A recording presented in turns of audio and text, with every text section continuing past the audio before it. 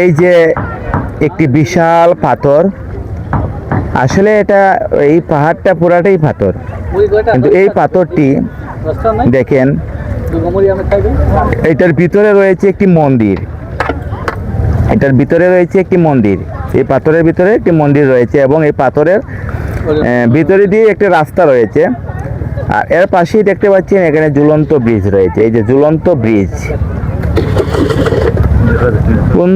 বন্ধুরা দেখতে পাচ্ছেন এই যে ঝুলন্ত ব্রিজ, এটা ঝুলন্ত ব্রিজ এই কারণেই বলা হয়। এই যে ব্রিজটিতে দেখতে পাচ্ছেন এটা একটি পাহাড় থেকে আরেকটি পাহাড়ে চলে গেছে, এটার মাঝে কোনো পিলার নেই।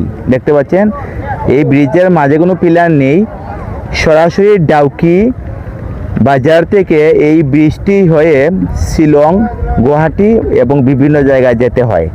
এই যে দেখতে পাচ্ছেন এই সেই ব্রিজ, এই একটি মাত্র ব্রিজ রয়েছে ডাউকির সাথে সংযুক্ত। এই ব্রিজটি যদি না থাকে তাহলে ডাউকি আলাদা। তো সবথেকে বড় বিষয় হলো গিয়ে কত সুন্দর এই ভিউটা দেখতে পাচ্ছেন, এই ঝুলন্ত ব্রিজটা, এই ঝুলন্ত ব্রিজ এবং পাহাড়।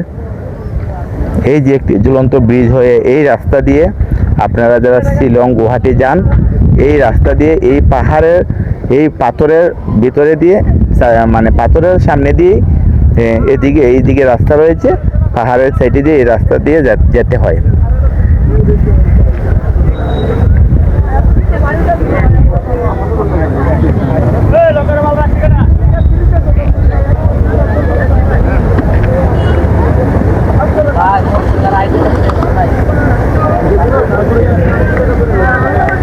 এই যে